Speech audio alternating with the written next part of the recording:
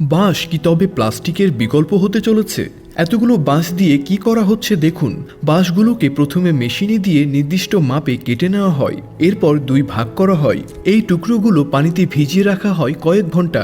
পানিতে ভিজে যখন নরম হয় তখন বাঁশগুলোকে চিকন কঞ্চির মতো করে কাটা হয়। শুকিয়ে গেলে খড়কুটোর মতো হয়ে যায়। পরের ধাপে সেগুলোকে গ্রাইন্ডার মেশিনে গুঁড়ো করা হয়।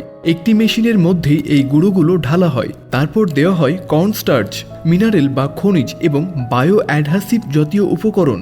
এগুলো সব মেশানো হয়ে গেলে তৈরি হয়ে যায় লাস্টিক, যাকে ব্যাম্বু বায়োপ্লাস্টিক নামে ডাকা হয়। এটি এমন এক উপাদান যা প্লাস্টিকের মতোই ব্যবহার করা হয়, কিন্তু প্লাস্টিকের মতো পরিবেশে থেকে যায় না, বরং পরিবেশের সাথে মিশে যায়। এর নাম দেওয়া হয়েছে লাস্টিক।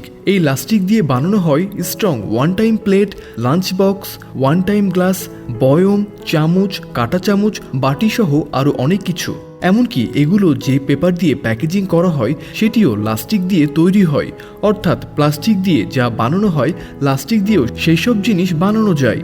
প্লাস্টিকের মতোই লাস্টিক গরম করে মোল্ডে ফেলে চাহিদা মতো পণ্য বানিয়ে ফেলা হয়।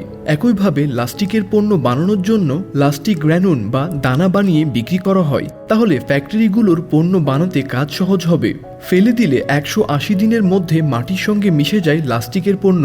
বাঁশ বা লাস্টিকের তৈরি জিনিস প্লাস্টিকের তুলনায় দূষণ কম ছড়ায়। এমনকি লাস্টিকের পণ্য বানাতে শক্তিও কম খরচ হয়। বাঁশ দিয়ে কাগজ তৈরি হয় তো বটেই, এখন টয়লেট পেপার বা টিস্যু বানানো হচ্ছে।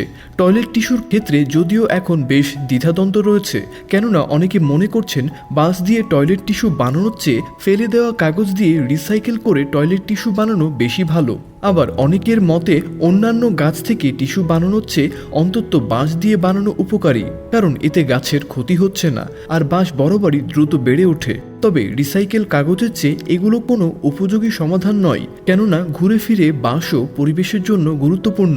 অন্যদিকে অনেক মানুষ বর্তমানে প্রাকৃতিক উপকরণ দিয়ে তৈরি পরিবেশ বান্ধব জিনিসপত্র কিনতে আগ্রহী।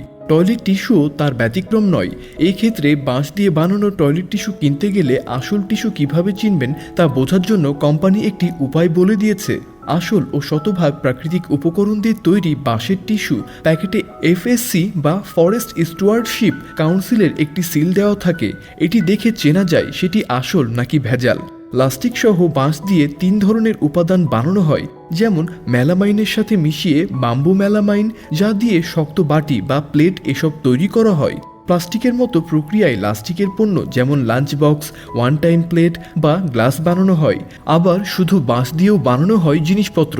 আসবাব ছাড়াও চামচ জাতীয় পণ্য সরাসরি বাঁশ দিয়েই বানানো হয়। তো বন্ধুরা, বাঁশের এই ব্যবহারটা আপনার কাছে কেমন লাগলো তা অবশ্যই কমেন্ট করে জানিয়ে দিন।